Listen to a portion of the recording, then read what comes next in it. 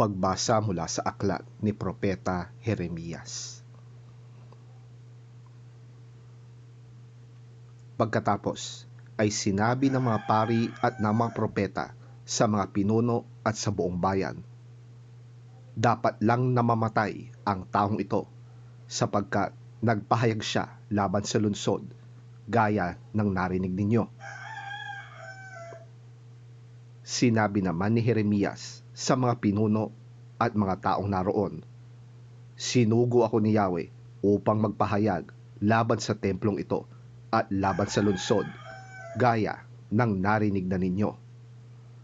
Kaya nga, magbago kayo ng inyong pamumuhay at mga gawain, at sundin ninyo ang utos ni Yahweh na inyong Diyos. Sa gayon, magbabago siya ng isip at hindi na itutuloy ang parusang inilalaan laban sa inyo. Ako ay nasa ilalim ng kapangyarihan ninyo. Maaari ninyong gawin ang anumang iniisip ninyong matuwid at makatarungan. Ngunit ito ang inyong tandaan. Kapag ako'y pinatay ninyo, pumatay kayo ng taong walang kasalanan. At ito'y magiging sumpa sa inyo at sa lungsod na ito, pati sa lahat ng naninirahan dito. Sapagkat alam ninyong sinugo ako ni Yahweh upang sabihin sa inyo ang mga bagay na ito. Nang makapagsalita si Jeremias, sinabi ng mga pinuno at lahat ng tao sa mga pari at mga propeta, hindi dapat hatulan ng kamatayan ang taong ito, sapagkat ipinahayag niya sa atin ang ipinapasabi ni Yahweh.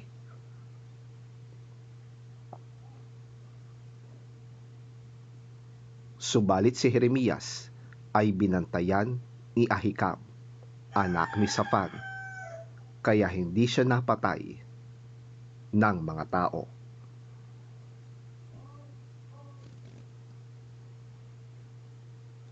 Ang salita ng Diyos.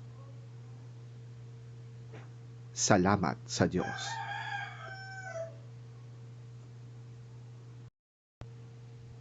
Ang mabuting balita ng Panginoon ayon kay San Mateo. Papuri sa iyo, Panginoon.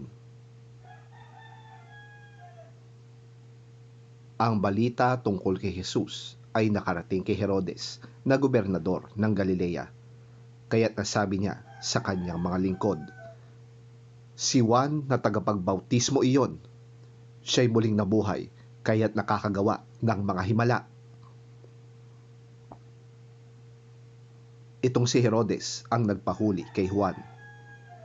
Ipinagapos niya ito at ipinabilanggo dahil kay Herodias na asawa ng kapatid niyang si Felipe. Sapagkat sinabi ni Juan kay Herodes, hindi matuwid na magsama kayo ng asawa ng iyong kapatid. Ibig ni Herodes na ipapatay si Juan, ngunit natatakot siya sa mga Hudyo, sapagkat kinikilala nilang propeta si Juan na tagapagbautismo.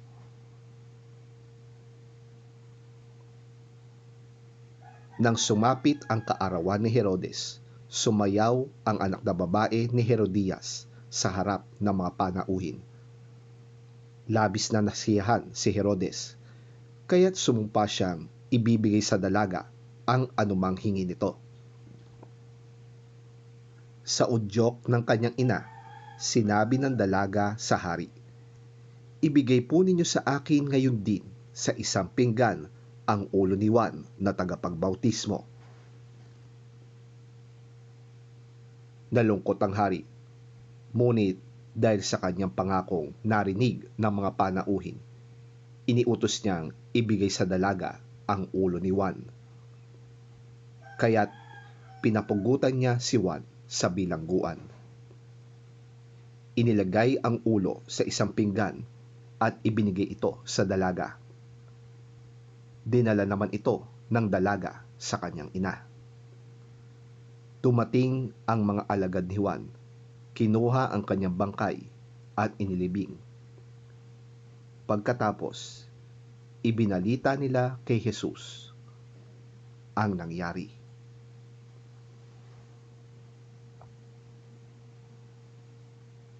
Ang mabuting balita ng ating Panginoon.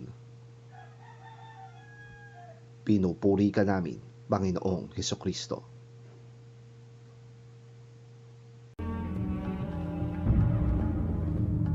At that time, Herod the Tetrarch heard the reports about Jesus, and he said to his attendants, "This is John the Baptist. He has risen from the dead. That is why miraculous powers are at work in him." Now Herod had arrested John and bound him and put him in prison because of Herodias, his brother Philip's wife.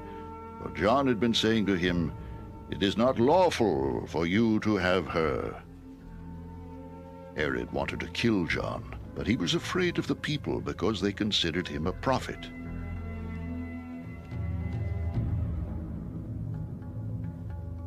On Herod's birthday, the daughter of Herodias danced for them and pleased Herod so much that he promised with an oath to give her whatever she asked.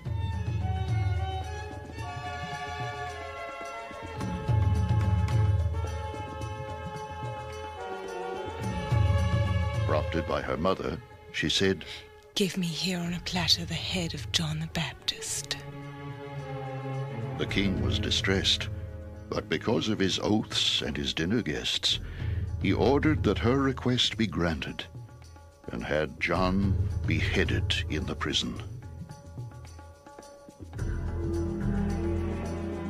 His head was brought in on a platter and given to the girl, who carried it to her mother.